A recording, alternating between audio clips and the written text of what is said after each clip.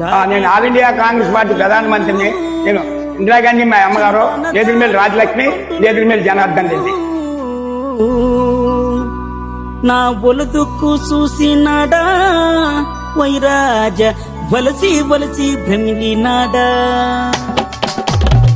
దారి బొట్టున దాని ఇల్లు చిన్నదాన దాని పండు లాంటి ఒళ్ళు.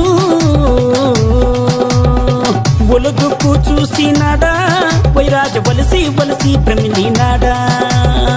దారి బొట్టున దాని ఇల్లు చిన్నదాన దాని పండు లాంటి ఒళ్ళు. ఒలుదుకు చూసినాడా వైరాజ వలసి వలసి భ్రమిలినాడా.